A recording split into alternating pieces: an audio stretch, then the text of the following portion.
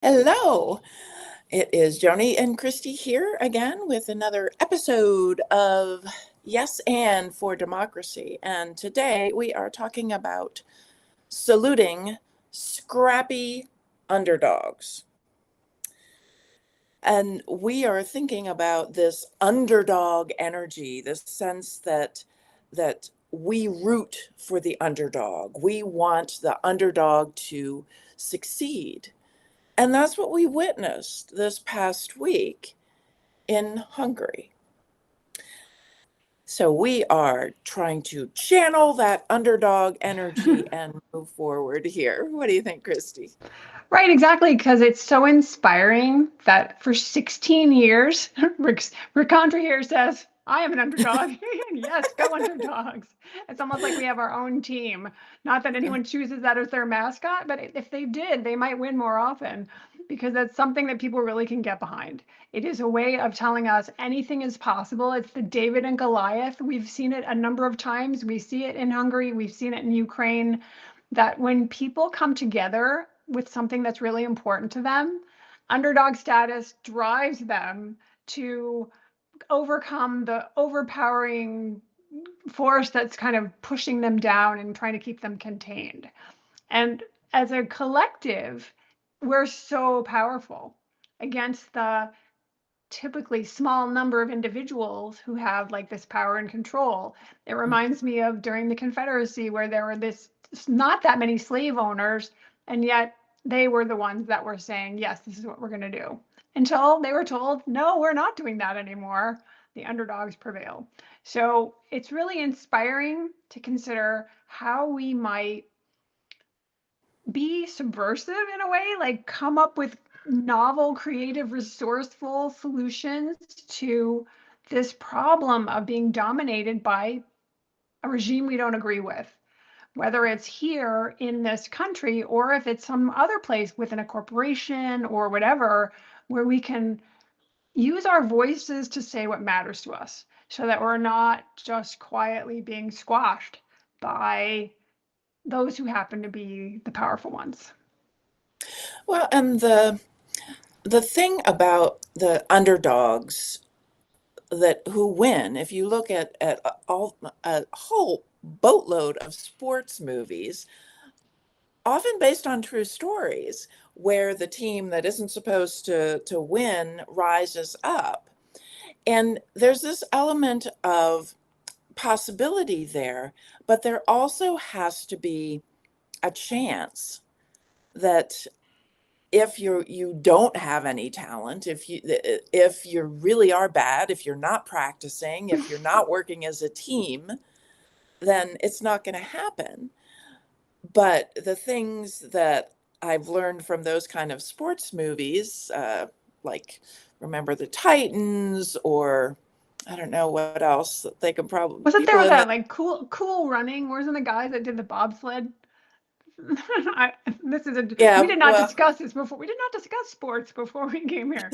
but the thing about the sports movies is that there's teamwork and there is commitment and practice. So people are working together, they are leaning on each other's strengths, and they are working for that common goal, not just hoping that it comes into being, but actively day by day doing the things that needs to be done so that they can have that big end of the movie moment where they win and they weren't expected to.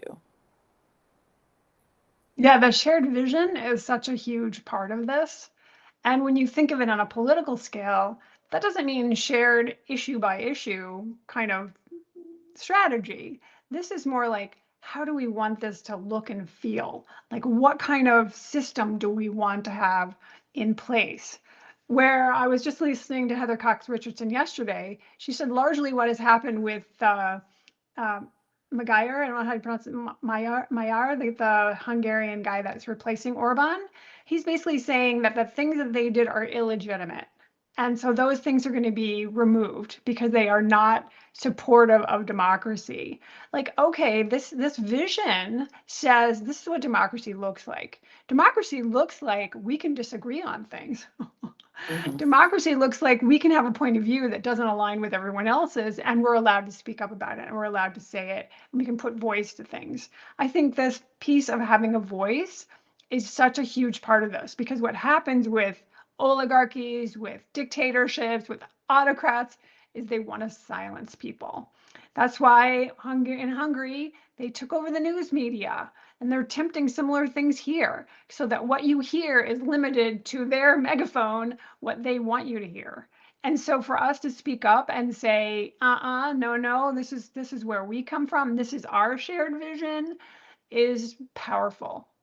And we have this really vast resource somewhat untapped. We were talking before about how more people need to get involved to continue the momentum. So maybe you could speak to that a little bit. Yeah, the what what happened in Hungary is so inspirational, but it's also a contained geographical area.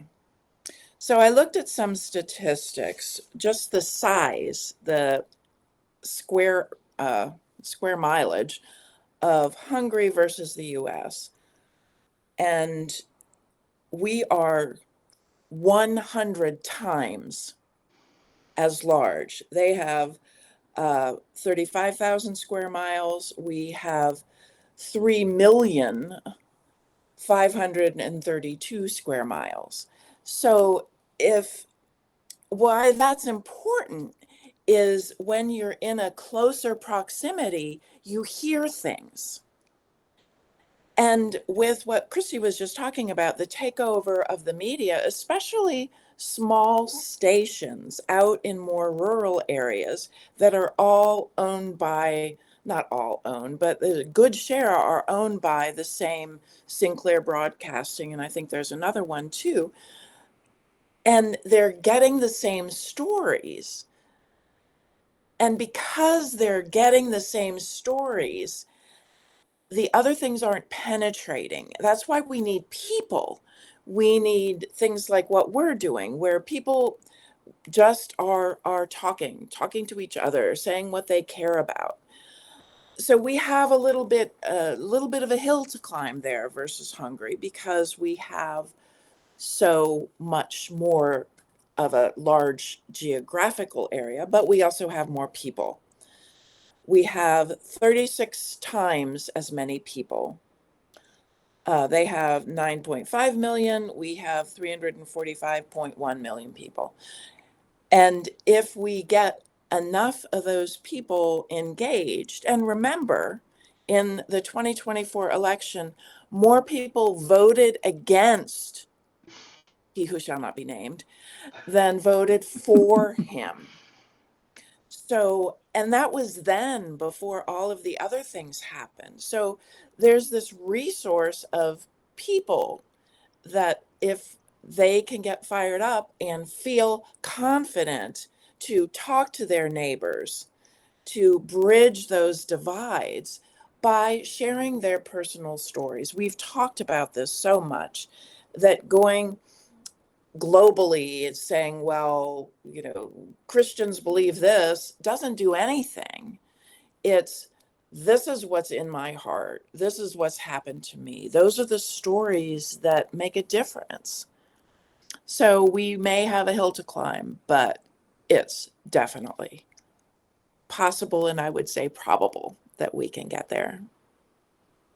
Absolutely, because we have the passion, the verve, the commitment, we're resourceful.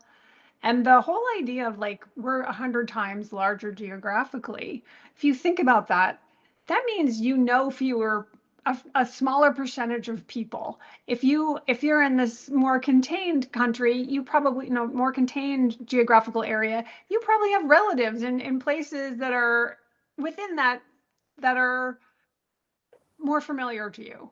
Whereas here we're so spread out. Do I happen to know a single soul in Iowa right now? Not that I know of. I could name I a do. lot of. There you go. Okay. There's a point of light. You contact that person and get them started. But if you start thinking about like how much, what's my reach? But if Mm, each person delves into their own reach, then that's when it starts being this percolating, you know, movement that reaches out. The tentacles reach out much farther than if we're just talking to our one neighbor. If you have those neighbors then talking to their relatives, and there's a spreading effect there. And I think mm, it's kind of cool when you think about it. I don't know if this is your experience, but growing up, I grew up in West Lafayette, Indiana, and most people I know from high school did not stay in West Lafayette, Indiana. They scattered. They went all over the country, probably around the world. And so here, if they all were, in favor of democracy, and I'm not sure they all are, it's Indiana, remember, although these were mostly kids of professors in the school I went to. But if those people then reach out to their people, then it sort of spreads this network, that this just mm, increases like the seeding of this sort of thing, versus if we used to be an agrarian society and you stayed right there in your village and in your town, then you would not meet anybody else and you wouldn't be able to spread it as much. So I think the fact that we're spread out is not a bad thing. I think it actually is mm. helpful in that we can have a wider impact than we might have otherwise. And I'm getting pop-ups on my computer. Pardon me while I get rid of things in my face. Okay, there we go. That's a really good point. There are some advantages to the fact that we are spread out, that there are that many more people.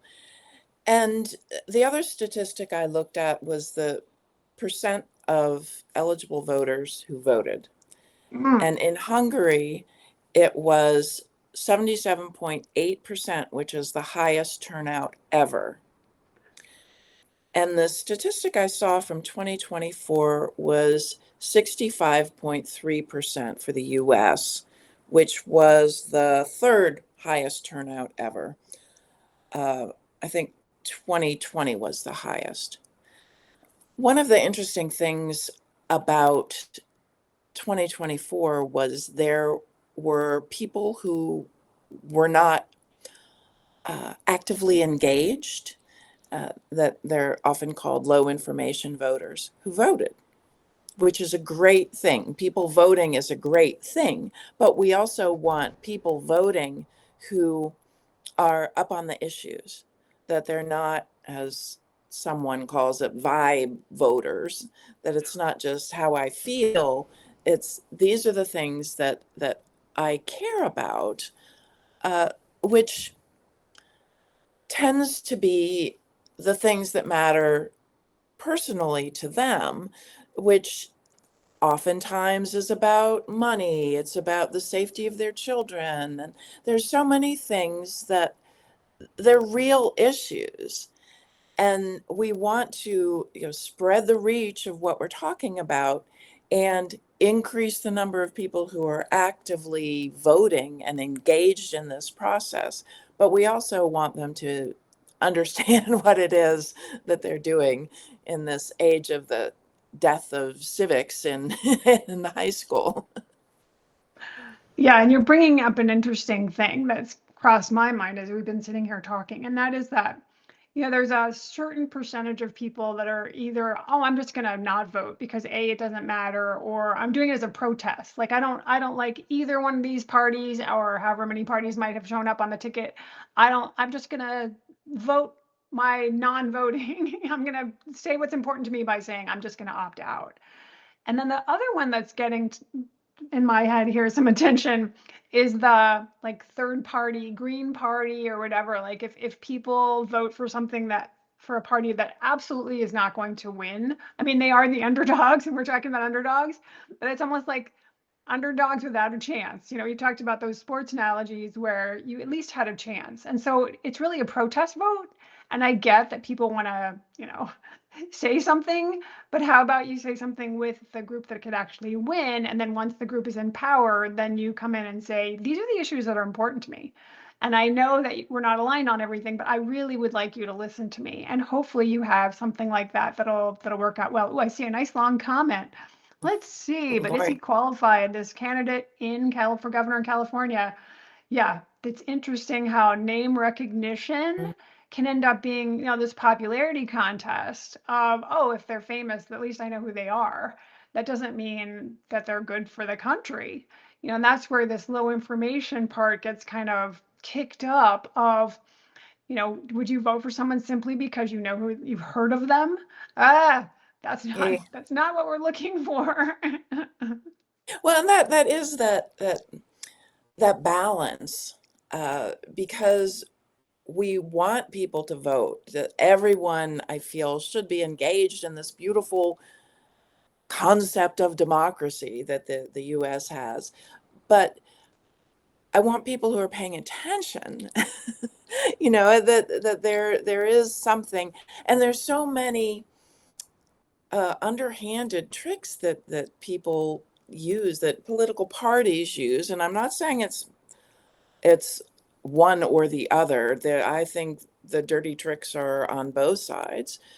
Uh, Running a candidate that has the same name as a candidate in the other party just to confuse people. I think that was in Florida. And that's that's not good. The more we can talk, the more we can share what it is that uh, we believe in, the better off we are, as long as we do it in a way that people can actually hear us as well. I think that's so key right there for people to be able to hear us because there's so much information overload and there's so much divisiveness that I think people have clicked the dial in some ways until something comes to them like, what? So I got gas a a week ago, $5.20 a gallon. Like, what are you, like, I would clearly sit up and take notice, even if I hadn't been paying attention to the Mhm. news. And so that may then lead people to go, why is this like this? They have a little thing going on here where they have like a life-size cutout of Trump and they point his finger up to the gas prices and they stand out and they go, I did this. Which I think is genius. I mean, some people will probably get really mad, but it's also like, yeah, this he gets credit, so to speak, for this increase in prices, not only at the gas pump. I mean, you talk about tariffs, you talk about all these different ways. I'm going to bring down costs on day one. Well, cost for yourself. This could get us all into the whole tangent of corruption because this is one of the big issues in Hungary, as we Mhm. know, that corruption and cost were large reasons why they were like, we're done here. But I think it's fascinating that it's been this 16-year cycle, if you will, that it took 16 years for them to be able to do this. I personally think that Trump's outspoken, corrupted, greedy stuff supported them overthrowing him. That when enough people say that's not okay, that's when something shifts, when something becomes too intolerable for people, or they feel like, oh, there's enough momentum here, we can do something. Well, and I think that the ethos of the United States has an advantage for us here. In Hungary, Hungary was part of the Soviet bloc, and so there is this generational sense of having people lord over, uh, which they fought off beautifully, I might add. But in the US, there's this sense of freedom. You can't tell me what to do. I was like, you're not going to tell me what to do. We've seen that so many times, and it's kind of scary sometimes when it's you can't tell me what to do when it's something that I don't want.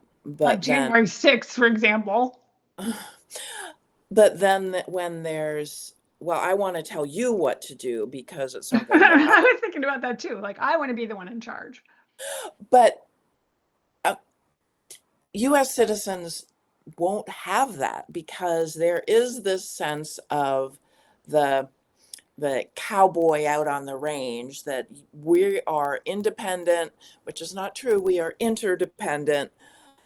But in that sense, that ethos can work for us.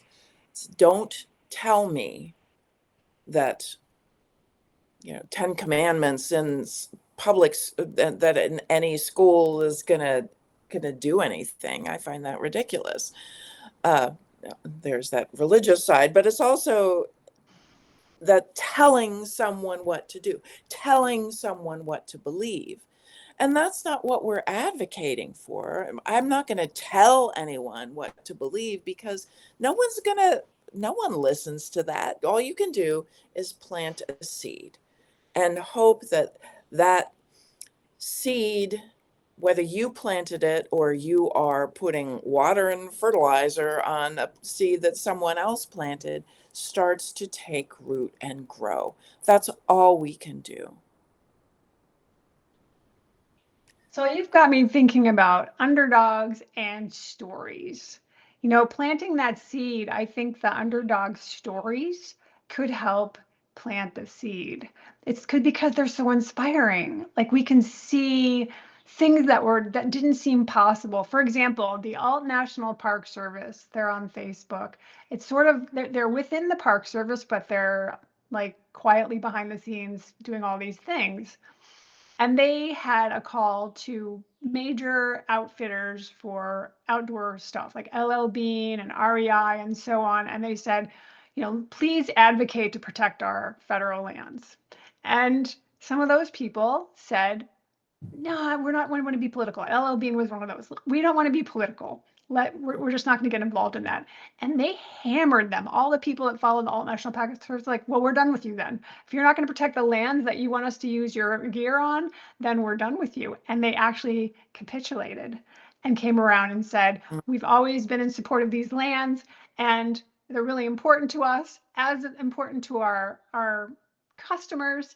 We are going to come out and support the national lands. And it's like, here's an underdog story. Like this was a bunch of people who don't have any direct influence by themselves as individuals, but they come in and they say, look, collectively, this is not okay.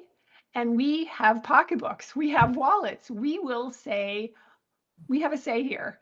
And we expect you to support the things that are important to us in order for us to support you. Those kind of stories are just gold. And they're inspiring because it's like REI immediately was like, yeah, we're all over it, which is great. That's also a nice story. Like REI, you have your heart in the right place the whole time. LL Bean, however, is the one where you go, oh, like something really big changed there. They were morally corrupt, perhaps.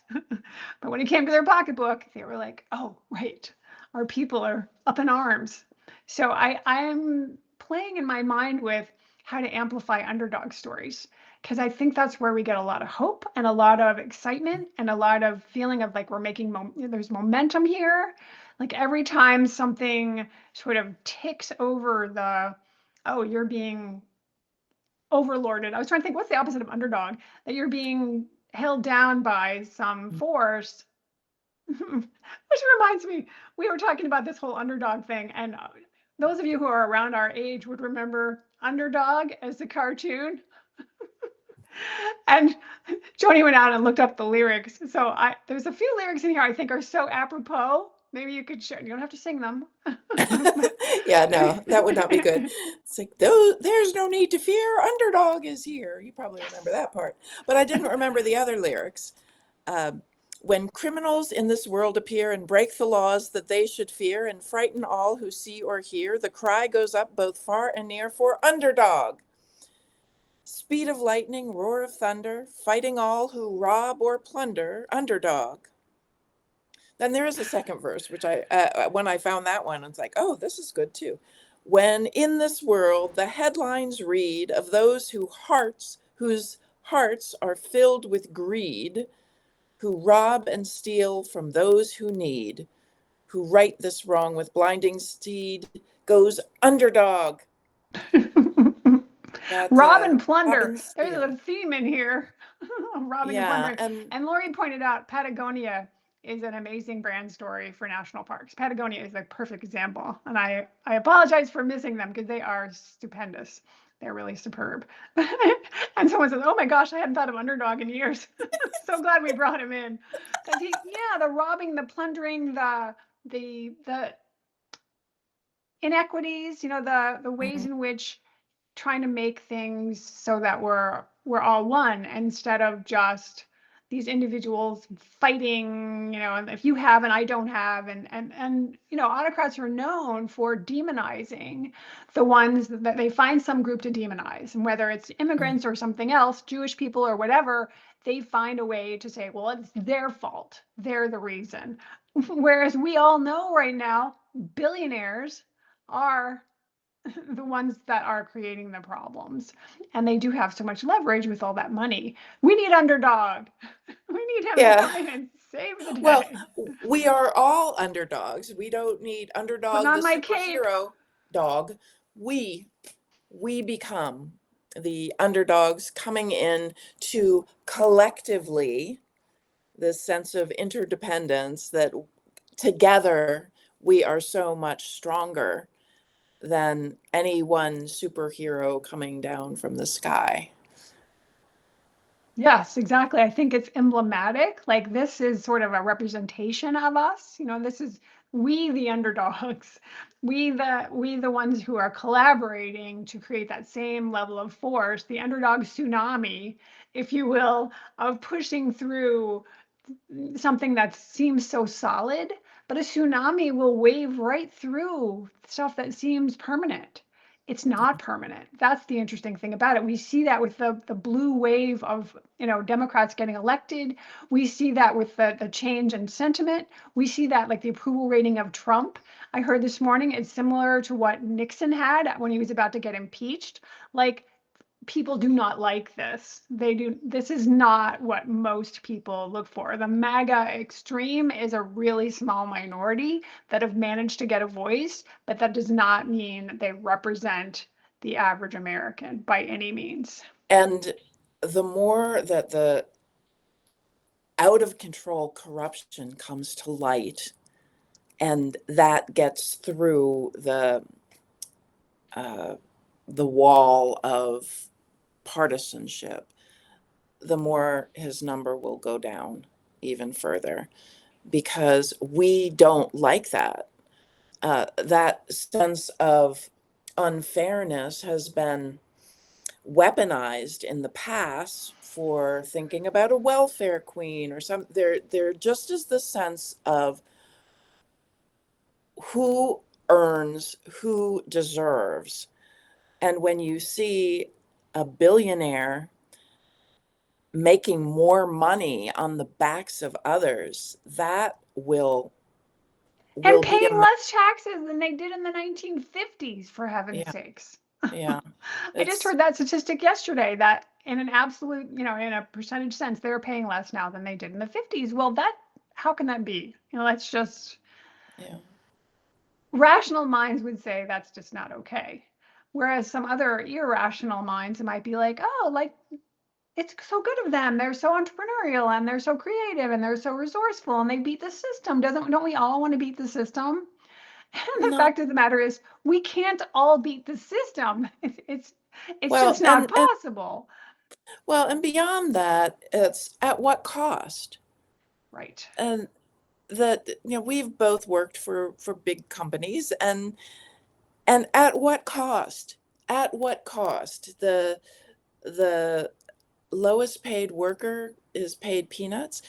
I can't even remember the percentage, but the percentage of Walmart employees who are on welfare, working a full-time job and can't sustain and are below the poverty line because Right.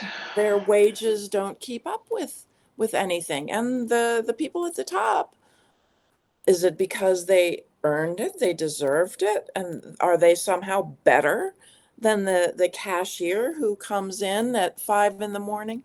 No, no. And that's where this sense of what is democracy and what is the democracy that we want to see, and we want to see a democracy where every every person is valued, every person has a voice, and every person matters. And yes, there are some things that should be valued higher, but it's this. It's not this. Well said. Well demonstrated. Oh, yes, yes, yes. So we're coming up about on our half an hour mark. Are we ready to call this for today and take our underdog capes and go out in the world and make a difference? What do you think? That's, yes, there's no need to fear. Underdogs, underdogs Underdogs are are here. here. Yes, underdogs for the win. All righty. So on our way out, let's turn hope into action together. Together. Bye bye. See you next week.